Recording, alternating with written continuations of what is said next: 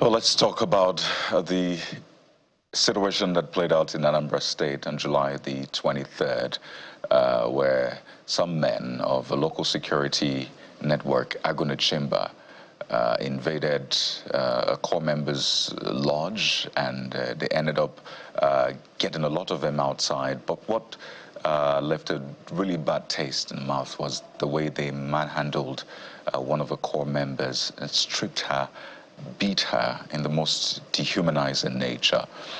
We started this conversation on Monday.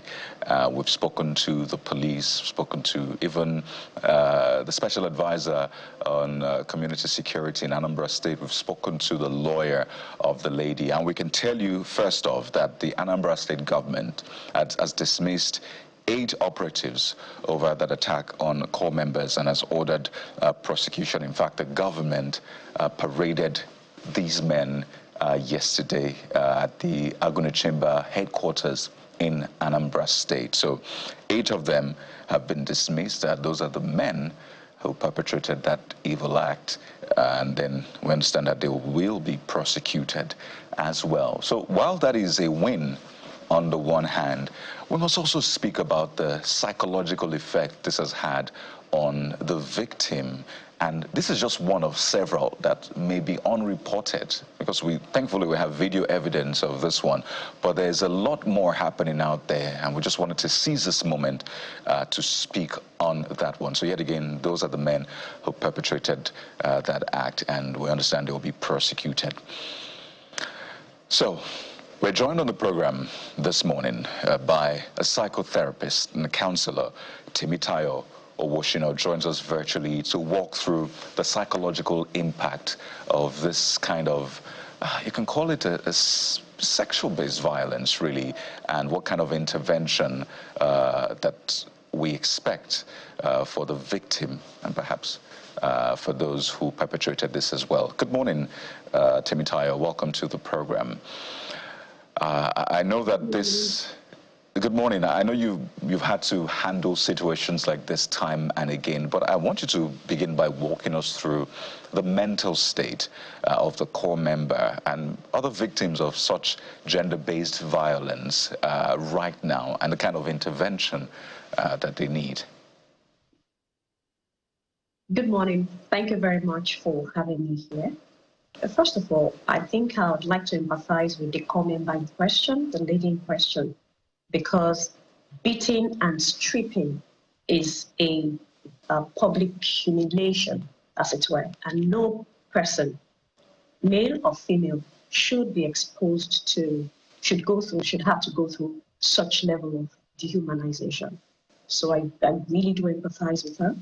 And of course, I also know that the law enforcement agencies, they are doing their rightful proceedings are going on, investigations are going on. Like you said, that the state government has even dissolved the security operatives on ground.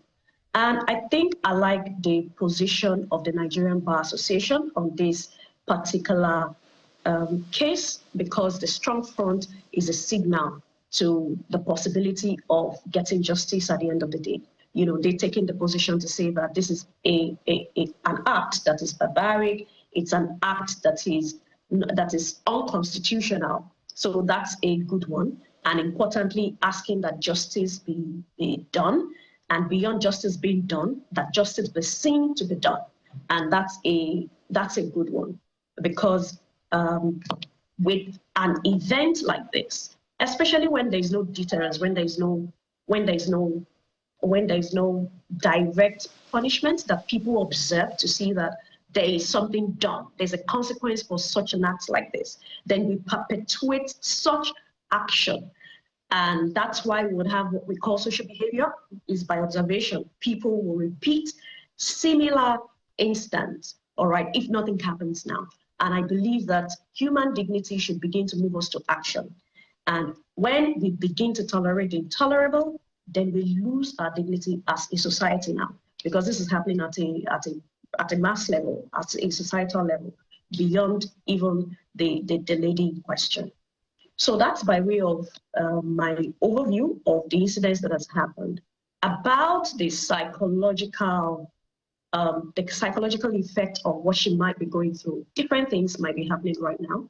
And depending on the level of where she's at, depending on her resilience, depending on how, the impact of trauma she's probably had prior to now, there's possibility that she begins to feel a sense of that humiliation.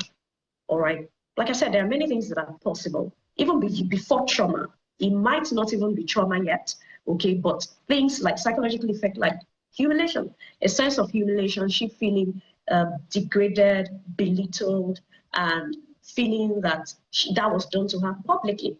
And public humiliation brings fear, it brings shame, it brings anger, and sometimes all of this then snowballs into other mental health conditions.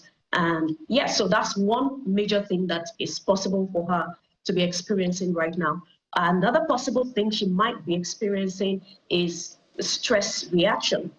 All right, acute stress reaction, the fact that this is happening right now and she may be in shock, which is a stress reaction. She's not even processed it yet. She's not able to she's not able to put meaning, make a meaning, meaningful meaning, if I can say that, of the incidents yet. So she's in shock. She's probably in fear. She's having intrusive thoughts, intrusive images about this experience. And those are things that if no intervention happens right now, appropriate intervention now, are things that will now snowball into causing trauma, becoming post-traumatic stress disorder after now.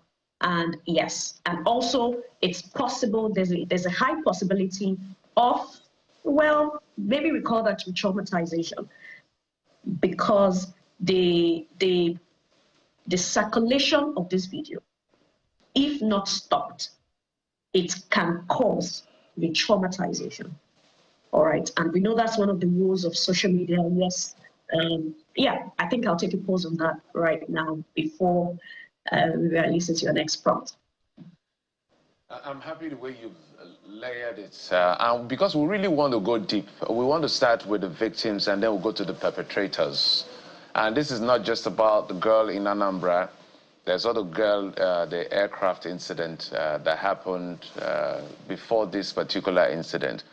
But let's stay with the very subject matter of the girl in Anambra. So you've talked about right now she's dealing with humiliation. I listened to when she broke her silence after the entire episode, and she gave her own side of the story.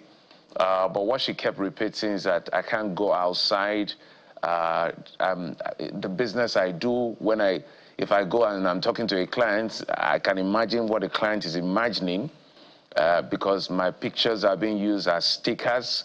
I can't, she was literally explaining herself in a very helpless scenario as far as that moment of being stripped is concerned. I'm talking about the girl in the Bomber incident. That's on one hand. And then if we go to the one in Anambra, we haven't heard her yet, but I guess our own will be worse because ours comes with it. She was seeing guns, she was seeing men, macho men beating her or carrying guns. It was a very sad situation that we don't know how long it's going to be in circulation. So I brought these two scenarios together to say what phase each of these girls, say the Bomer girl and the core member, what phase are they on now? What phase would they be exposed further to before they begin to see some level of reprieve? Okay, so speaking about phase they could be, it's interesting that yes, they're both female in the equation, though the contexts are different, yes, but we can say that these are like people seeming to want to met punishment to another human, and the next thing is stripping publicly. So that's like a common factor here. So the states they may be, especially taking a cue from the Ibom Air lady who said she's not comfortable to go out, shame and all that, which are imminent as a result, is an effect of humiliation, sense of humiliation. When she feels, shameful, there's shame, there's fear, there's anger and all that. Those are immediate reactions that can happen. So what phase are they here? Maybe that brings us to intervention, possible intervention that they require. Now, by level of response, immediate response to that action, that event. All right. Especially case in point, the Anambra lady. She might just even be at the phase where she's processing things. She's not made sense of what has happened yet. I believe he's still at the early phases, early stage of our experience. It's about 2-3 weeks now, if I'm correct. About 2-3 weeks, maybe 3 weeks now, that the incidents happened at Anambra with the core member. So she's probably still at the phase where she's trying to make sense. In fact, she's not started to make sense yet. She's just trying to figure it, like, okay, what happened? This happened. So maybe she's still in shock. So maybe she's still in denial. Maybe she's still, just trying to even understand that something happened to her. So that's a possible phase she might be in. And if we bring that into intervention, so what should be happening to them now, which I believe is a critical question we need to be asking as a society. What should be happening to them now? Many things should happen. Maybe a first step, an understanding that is important is that the intervention that is required is a long-term intervention. In fact, especially for the Anambra lady, like the case management needs to be opened by the respective organizations involved, all right, especially the organization she's serving with through, all right, a case management needs to be opened about her. Long-term intervention is what is required. That's the first thing we need to understand if we must sustainably help them through this phase. And yes, secondly, it's important to establish that this intervention is not going to be, well, because it's long term, it's not going to be a touch and go. It's not going to be, let it start now so that it can end quickly in the next few weeks. In fact, it might even be better to start, not to even start that if we're not ready to go the long haul. So what I'm saying in essence is intervention is for the long haul. So the phase they should be in now, if intervention appropriately done, is their first aid, psychological first aid phase, wherein we're trying to stabilize them. Particularly, I'll make the Anambra case a case in point. All right, she's trying to be stabilized and then come to safety, let her come to calm, let her come to, just coming around gradually to really just even embrace the fact that this event had happened. Install a sense of safety and dignity within the first aid, the psychological first aid phase. Restoring a sense of dignity and safety is very critical. And then we bring her to calm gradually. She begins to at least come to calm, and then do different, grounding, just helping her to really begin to trust our mind, right, to settle to accepting that really this event had happened, so that she cannot even begin to process what had happened. So a stabilization phase she should be in. And a key element also of this phase, that's the psychological first aid phase, will be that she's handed control. We need to ensure that she has control at this time. She been able to choose who to talk to and who not to talk to at this time yet. Who to talk to and who not to talk to. We've had different cases, celebrity grade case, gone viral, and then trying to intervene and all that. And what you see as a first point of call, interrogations. Right. And law enforcement interrogating. Maybe NGOs, third-party organizations interrogating. And the interrogating is in a kind of, not even forensic, just direct questioning. It's like being forced to talk about what you're not ready to. That can impede the healing that should happen for her. So at this phase, it's still her trying to stabilize and walk through the events that had happened and trying to begin to make sense of what had happened. And maybe, the other thing that is important around that phase will be that medical checks, right, to just be sure that we take that off the way. All right. Even though I know that, I'm not a medical practitioner, right, but it's important for her to know that this phase was well documented for her. And then medical examination is done appropriately to check that that is taken off the way. Yeah. And then afterwards, let me come in quickly. Right. You can land on that point. Afterwards, we can begin to talk.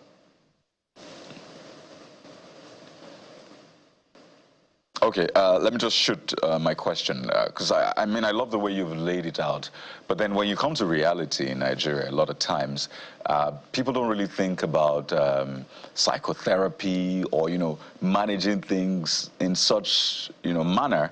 We just approach it the way we think is best, right? Because a lot of people don't even think, oh, I need to see a psychologist, or I need to go through some sort of psychotherapy or counseling as a result of this traumatic event, right? We just either sleep it off, eat it off, rest it off, or just whatever we deem fit. So it's another conversation to speak about how, much this kind of intervention is entrenched in our society as part of our values, where we approach things in a methodical and scientific way. But I want you to speak to something you touched on earlier, and that's social media.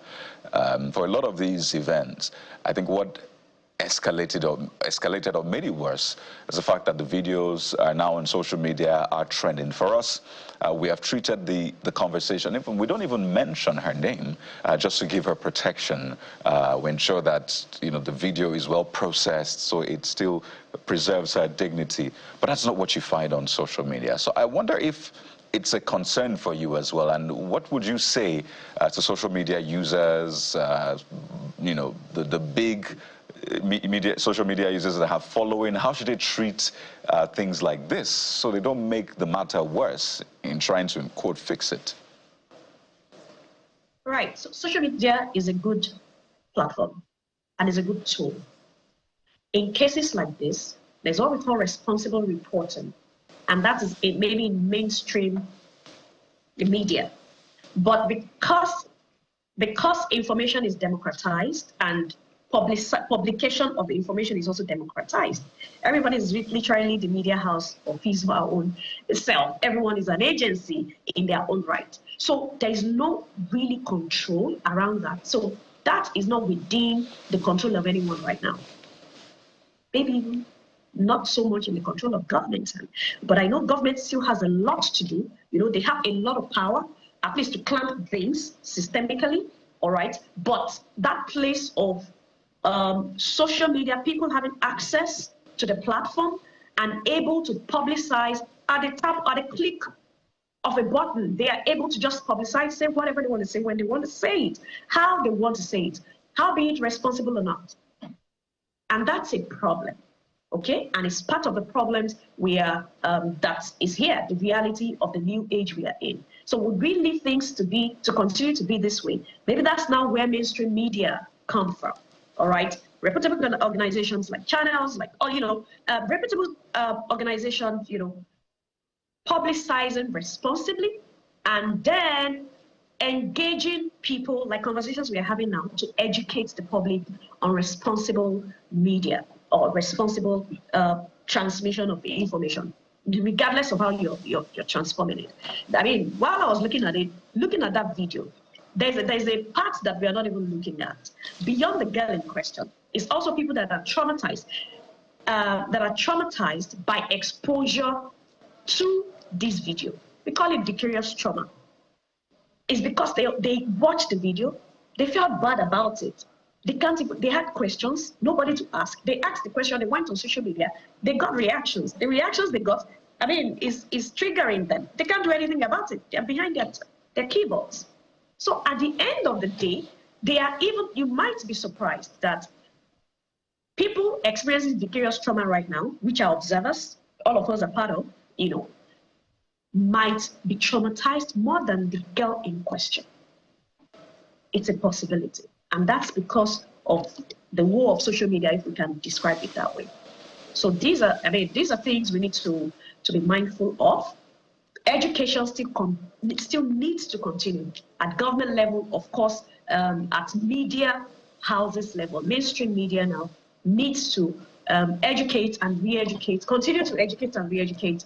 There's only so much we can do, but education and re-education needs to continue to happen so that responsible media can spread beyond the mainstream media, even to everyone carrying their mobile phones. Quite important points you've raised, because even for those of us who are journalists, there are so many things we see, and it can be quite distressing. In fact, when I watched that video, even while I went home that day, I was like, what exactly did I just see? So let's go back to one of the things that is also distressing people, which is why I said those now suspended, expelled, I think they are not just suspended, they've been expelled, they've lost their job, they will be prosecuted according to the government, is that what they did, before we even talk of professionalism, training, it's clear they lack home training. It's as simple as that. Because I saw a video that was very soothing yesterday. A girl did a skit where she wore white and then she put some, you know, reddish stuff on her cloth behind, you know, where she's walking, more like this, you know, the periodic thing with women happened to her and she was not aware. And then she goes to ask for direction and she deliberately walks away. And a lot of the men she walked away from, when they noticed it, they met her, spoke to her, and they removed their shirt to cover her. That gave me hope that we have a lot of young people that are still responsible. So clearly those men who did that, no matter the guys they want to come under, first they are coming under the authority of the state to carry out security work, and they were doing that, dehumanizing this girl. Questions their background as far as this is concerned. But where I'm going to with all of this, and why I raised that concern, and I would like you to speak to, let's not just speak about what is going on in the head of the girl and those of us who are exposed to the picture. Let's also try to get into the head of the men who carried out this act. How would you be armed, looking at an armed girl, for whatever she's doing, to say, I will not follow you, or trying to resist her, and then you start beating her? She doesn't have any gun, she doesn't have anything, just her hands. She's vulnerable. You hit her to the point and stripped her. Your brain did not flash that this could be your sister. If that is not strong enough in your head, it did not flash in your head that this could be a mother or your mother. It did not flash in your head. It did not flash that this could be your wife or a wife. That did not flash in your head. Okay, let's say all of this is not strong enough. What about a daughter? 6 or 8 men, none of these pictures flashed in their head. Something is wrong with those men. Nobody can tell me otherwise. That's why we brought you here to explain what is wrong in their head. What happened to them? And I like the way you had made the connection that how could 6 men, and you're trying to do this. Why is something not occurring to you? Or how are you not, you know, something is not occurring to you that this is not right, you know? And yes, maybe that's a no-brainer place, and that should be like a common sense place. But see, that common sense is the real issue. Every perpetrator, many perpetrators, most perpetrators are also victims in some sort of ways. And that's a reality we also need to begin to consider. In this particular case, these people carried guns.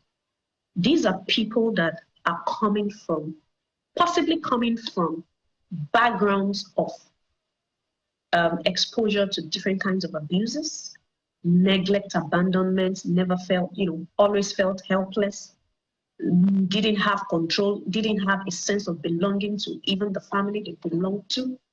These are only few of the many possibilities of where they might be coming from. Now, this guy now happens to have an opportunity to take. And the opportunity is that, see, your power is in your muscle. Your power is in the gun in your hand. Your power is in the arms and ammunition you have in your hand. This guy will wield that power. The power he never had opportunity to wield as a child. Now that he has control and he has that trigger to pull, to exact a sense of control and power, he will wield it. It's unfortunate that it's common citizens that are victims of their exertion and, you know, trying to take control now. And it's unfortunate also that maybe systemically, the system that produced them, because people like that, we can't control all of these things 100%, right, end to end, but we can put measures in place to mitigate things. The system that brought them into place, recruitment process, what was the recruitment process? Training, retraining, even if they got trained at the point of entry, retraining should happen, reorientation should happen, psychological check should even happen, I mean, before you give arms and ammunition to people. But of course, I know our reality. again, the cycle, just goes back to this starts from family, neglect that had happened and all of that. And the way, there's what we call the trauma cycle, that it happened from their own family. Now, that cycle is continuing because there hadn't been intervention for them. Who made them become perpetrators now? Now they're pulling a trigger. And so, okay, well, he's not pulling trigger. Dehumanizing fellow human and using your words and, like the brain not telling them something is wrong. So maybe something is wrong with them. Do you see? And so now they're pulling the trigger. The lady they put trigger on, that is a traumatic event. If no intervention for her, the cycle of trauma continues. And that's how the cycle of trauma continues without intervention. It's high time. We began to create pragmatic intervention, sustainable interventions for traumatic cases, right from childhood even into adulthood. And then perhaps the system that produced people, the system that produced the guide, the system that produced the woman, in the case of the Igbo air, the system that produced people, all right, putting checks in place beyond what we can see, touch, and hold, beyond the physical, beyond the social, to include psychological, the psychological element. Right. Giving credence to that, in the system that produces people, evaluate people psychologically, so that at the end of the day, we are building a nation that is aware and that is aiding people, regardless of where you're coming from. There you go. Because when you have broken people, then given us broken system, what we have is an entirely broken society, and we see these outcomes. So it's important to pay attention to those important things. I think this has been a very productive conversation. Temitayo Owoshina, psychotherapist and counselor, thank you for your time and for the work you do. Wish you the very best. And of course, other victims of this sort of violence, this conversation is also for them. So thank you. Thank you very much for having me. Well, we'll take a break now, and when we return, we'll turn our attention to that big conversation on salaries for the president, the vice president, the heads of National Assembly, political office holders. There is this proposal to increase their salaries. To what exactly? What is the rationale behind this? And is that what we really need at this time? We'll find out in a moment as Hamzat Lawal joins us. Stay with us.